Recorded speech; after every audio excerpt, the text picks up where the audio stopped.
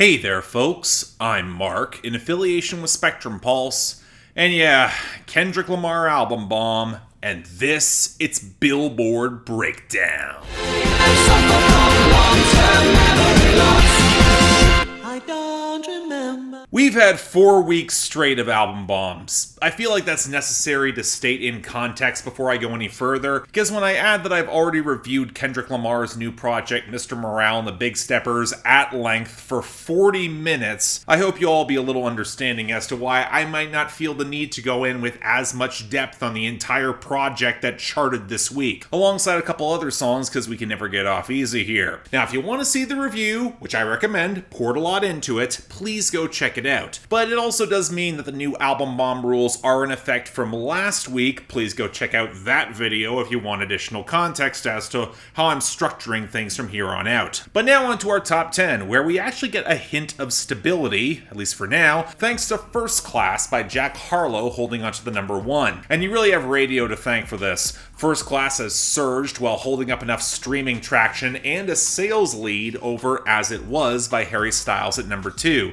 which might rule the radio but kind of lags elsewhere. Keep in mind that as soon as Harry Styles likely gets his own album traction by next week, this will likely change. Now this takes us to the first song from Kendrick Lamar, of which there are 4 in the top 10, all for streaming, N95 at number 3. Again, we'll talk more about the song later on, but that streaming edge easily overpowered Wait For You by Future featuring Drake and Thames at number 4, which is going on a radio run but might be a little too slow to sustain its traction. But then we got another song from Kendrick with Die Hard featuring Blast and Amanda Reifer at number 5, and yet before we get to the rest of Kendrick Lamar, we got a debut that I did not expect to be this high, You Proof by Morgan Wallen at number 6. Keep in mind, radio is not behind this. The sales and relatively good streaming are strong enough to push it this high over the next 2 songs from Kendrick Lamar, Silent Hill with Kodak Black at number 7 and United in Grief at number 8. The last 2 songs are top 10 holdovers, although I expect About Damn Time by Lizzo to pick up considerably as the album bomb Above Her fades thanks to a radio surge and really good sales. And then there's Big Energy by Lotto featuring Mariah Carey and DJ Khaled clinging onto number 10,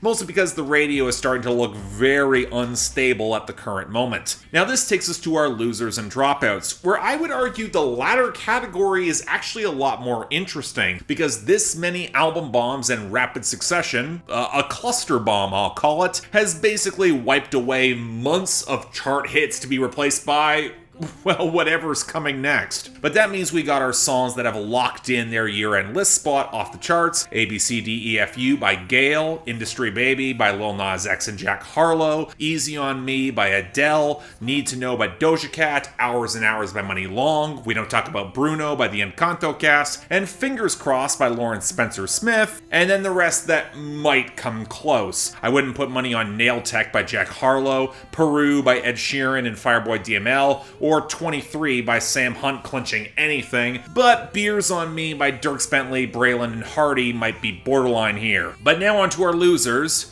And before I humiliate myself with my awful Spanish yet again, let me go through all the non-Bad Bunny songs. Hold My Hand by Lady Gaga fell off the debut to 98. If I Was a Cowboy by Miranda Lambert fell back to 86. The Heart Part 5 by Kendrick Lamar slid back as expected to 77. From Jack Harlow, we had Churchill Downs with Drake at 78 and Dua Lipa at 63. Thought You Should Know by Morgan Wallen at 50. And from Future, 7:12 p.m. at 93. I'm On One with Drake at 80. Love You Better at 79. And Puffin' on Zooties at 31. Now for all the Bad Bunny, a lot of which stuck around a lot more than you'd expect, and apologies in advance for all of this. Enséñame a Bailar at 99, Mi Fool de Vacaciones at 97, El Apagón at 89, Un Coco at 88, Otro Atardecer by the Marias at 87, Aguacero at 85, 2016 at 83, and Andrea with Bascabula at 81. Then there's La Corriente with Tony Diaz at 72, Neverita at 69, Afecto at 65, Yo No Soy Celoso at 61, and Un Ratito at 53. Finally, we got Tero with Jay Cortez at 52, Ojitos Lindos with Bomba Estéreo at 49, Party with Raul Alejandro at 27, Después de la Playa at 26, Titi Muy Pugento at 18, and Moscow Mule at 15. But now onto our gains and returns, and we actually got a little of both here. In the latter category, Fall in Love by Bailey Zimmerman recovered to 92, and No Love by Summer Walker, SZA, and Cardi B rebounded to 95, although that one's likely to be out soon given the number of weeks it's had on the charts. And for our gains, yes, Take My Name by Parmalee is somehow sticking around at 56, but Get Into It Yeah by Doja Cat is finally rising up to 67 on a legit radio run. That's awesome! But now onto our album bomb from Kendrick Lamar, and given we got 18 songs from him, well over the 12 that's my new boundary, we're going to be tackling either the best or the worst and the songs that land outside the top 20. So outside of that, Mother I Sober at 59. This one was really damn close to making it. Just a powerful heartbreaker. Mirror at 55. Savior Interlude at 51. Really just Baby Keem uncredited. Auntie Diaries at 47. Crown at 41. Mr. Morale at 40. Ricch Interlude at 33. Basically Kodak Black uncredited. Savior with Baby Keem and Sam Dew at 23. And Purple Hearts with Summer Walker and Ghostface Killah at 22.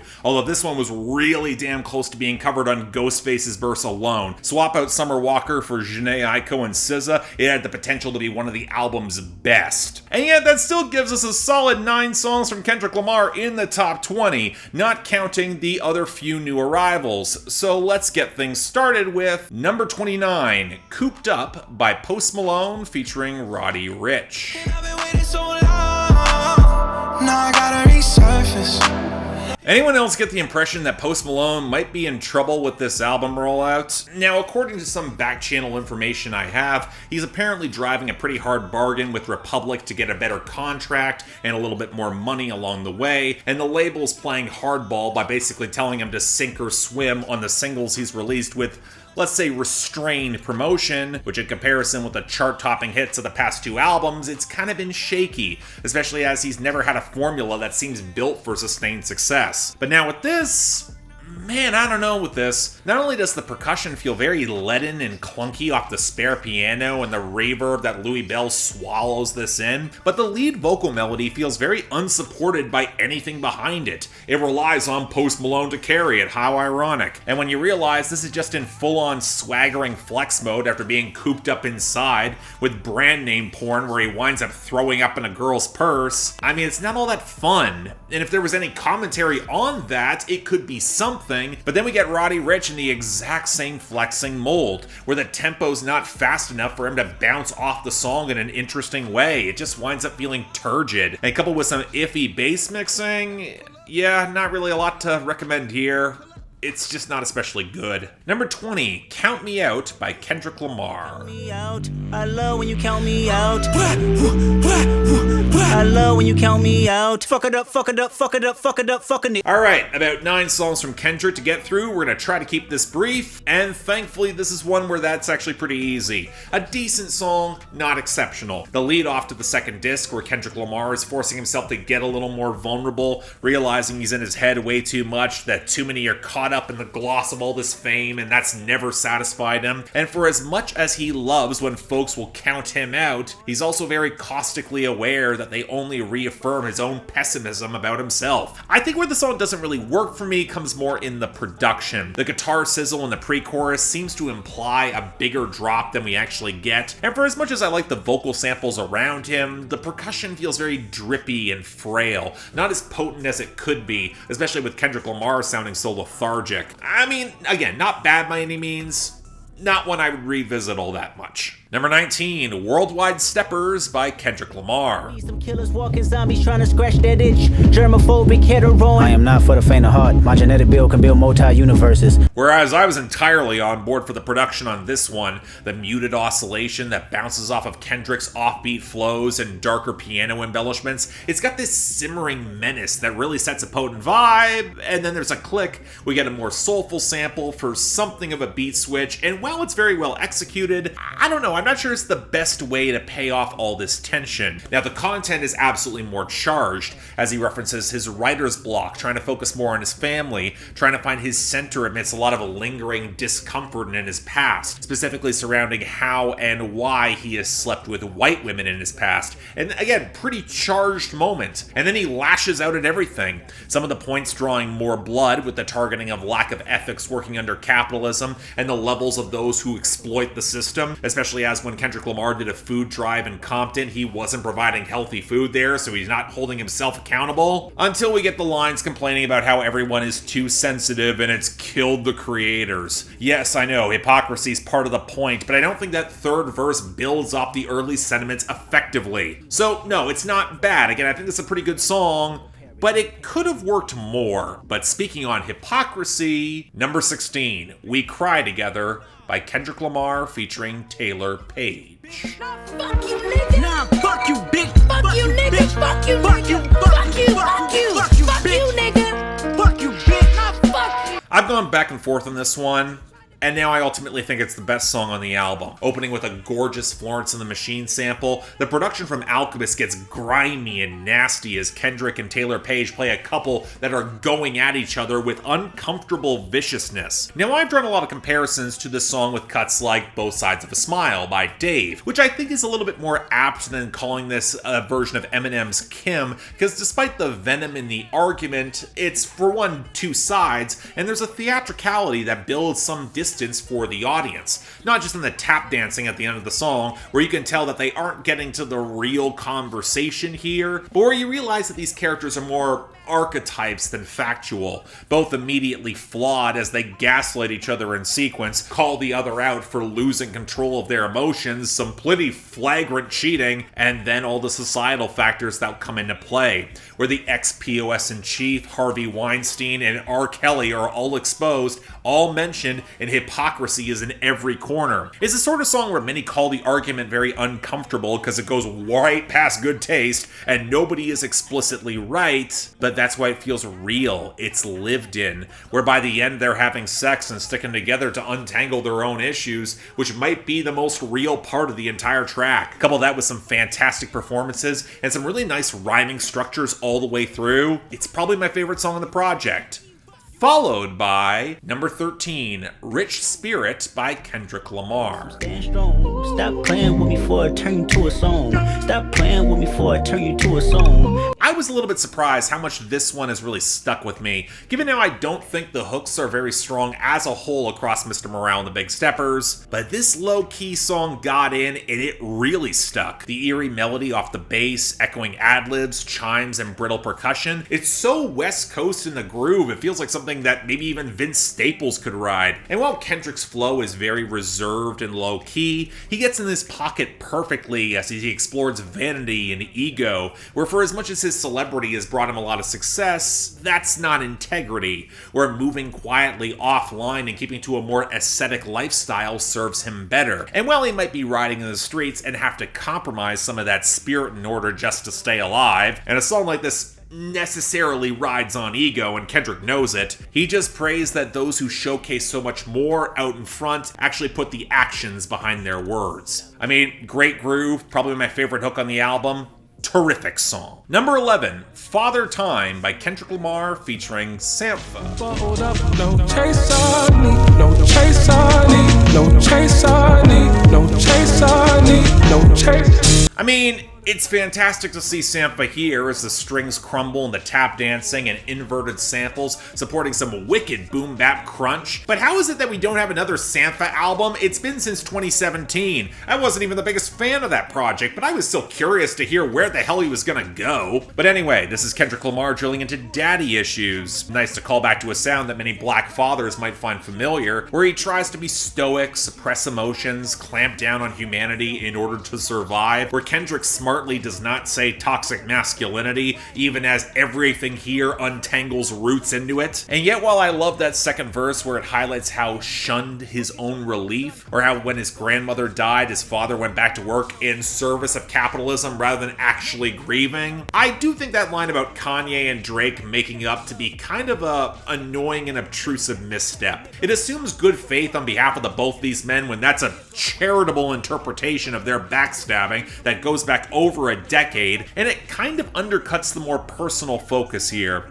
It's still a great song, not quite my favorite though. Number 8, United in Grief by Kendrick Lamar. 28 years young, 20 million in tax. Bought a couple of mansions, chef for practice. 500 in jewelry, chain was magic. Never had it in public, late reaction. 50K to cousins, post a caption. Pray none of my enemies hold me captive. I feel like this is an opener I should like more than I do. It introduces a lot of the instrumental motifs with the pianos, the strings, the off-kilter percussion that feels ever so slightly blown out, warping effects and song structure breakdowns, and Kendrick ranting about how unsatisfying pursuit of wealth and material power has actually been for him now that he's got it, especially with his unfulfilling sex addiction on the second verse, and in contrast with the loss of life around him. Now, I don't care for the hook saying where he grieves different, even if by the final outro you can tell he's kind of taking the piss out of it, but it sets up a lot of the messy contradictions that fill the album, for better and for worse. So while Kendrick's rapping his ass off across the song, I'm not exactly won over by it. Good, not great. Number 7, Silent Hill by Kendrick Lamar featuring Kodak Black. Pushing the snakes, I'm pushing the fakes, I'm pushing them all off me like, pushing them all off me like, I could say that titling a song like this sets up expectations it would be darker or creepier, if only that was the main problem here. I said this in the review that Kodak's presence on the album is a bigger frustration, but in isolation his verse, even where on 2 passing lines he's trying to emphasize his struggle to be a better father, it's still bracketed by a lot of the interchangeable flexing and violence that makes a lot of Kodak Black so tedious. What's a lot more annoying is that Kendrick basically phones in the rest of the song. His one verse and the hook are all about pushing away toxic people like and flexing that show Baby Keem's influence all over his vocal inflections. And while it might be somewhat catchy on the hook, it doesn't excuse the leaden and poorly blended beats, the cheap sounding trap percussion, and the fluttery fragment of melody that barely supports any of it. It's the worst song on the album, and while it would be passable in any other context, let's say on a Kodak Black album, still not especially good. Number 6, You Proof by Morgan Wallen. Something stronger than I'm used to. Yeah, I've been pulling 92 hard to feel like nothing's gonna cut it. That's the hard truth. This would have been in the top 5 if it wasn't for Kendrick Lamar. Process that for a second, folks. Even if you don't want Morgan Wallen back, his fans sure as hell do. And thus, they propel this dated trap country clunker here, where the drum machines sound cheap and clumsily mixed, against Morgan Wallen's braying presence as the pedal steel tries to add atmosphere off the chopped up guitar passages. Hell, on production alone, I wouldn't like this, especially given how melodically it's otherwise trying to be this weirdly jovial track, the sort of barroom commiseration that relies on you wanting to be sympathetic to Morgan Wallen's plight alongside you. I gotta be honest, I sure as hell don't, not in this form. I'm not there yet. So no, it's not good. Let's hope it falls off fast. Number 5, Die Hard by Kendrick Lamar featuring Blast and Amanda Reefer. This is the obvious pop crossover song all the way down, and while it's generally kind of hard for me to get all that invested in it, like the production feels weirdly tinny in the upper range off the spare bell and bass, hell the entire mix feels weirdly overexposed, and Blast's hook could really deserve a little bit more melody to support him, and while Amanda Reefer's singing is nice on the post-chorus, for me it only seems to highlight how much Kendrick sounds like he's going through the motions on this, like he normally does on pop songs. The crooning on the first verse, the staccato flow on the second, the lack of greater lyrical flair as he describes loving and losing hard, all the while showing that despite his aspirational goals, he continues to fail and undercut himself. It's the sort of song that fits on this album in context, but it doesn't add or expand on anything. It feels like it is just here to be the pop radio single, and it's kind of undercooked as a result. I mean, it's generally fine. I'm not going to complain if this gets pushed and sticks around, but I'm also not going to seek it out.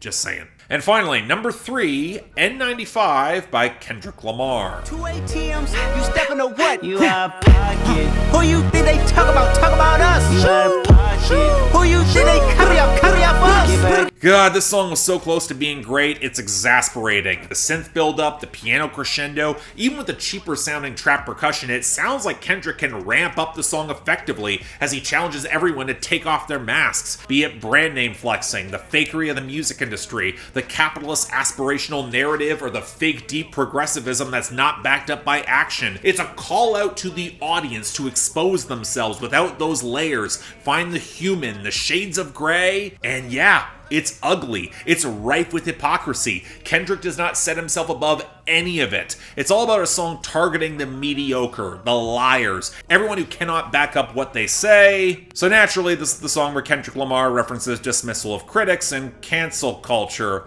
which even if he's leaning into the heel turn, it feels undercooked. He doesn't need to care about this. He's Kendrick. But what killed the song for me was all the inflections he was forcing across the second and third verse. I get Baby Keem's rubbed off on him, and there's always been weird voices on Kendrick albums, but even if it's part of the point in highlighting unconventional ugliness, it feels forced. Probably the closest this album gets to a banger, I guess. I just wish I liked it more. And yeah, that's our week. And wow, it fell out fast. Worst goes to You Proof by Morgan Wallen. This brand of trap country wasn't good a couple of years ago, and Morgan Wallen sure as shit's not making it better. And dishonorable mention, I'm giving it to Cooped Up by Post Malone and Roddy Ricch because that song should be a lot bouncier. Faster tempo would really help. But Silent Hill by Kendrick Lamar and Kodak Black was right on the edge there. Now, best of the week, that goes to We Cry Together by Kendrick Lamar with Taylour Paige. An honorable mention to Rich Spirit. Next week's gonna be the fallout of all this, where I'm a little bit torn whether or not Harry Styles will actually wind up with the album bomb himself. We will have to see. But until then, I'm Mark, you're watching Billboard Breakdown, affiliated with Spectrum Pulse, and I'll see you next time.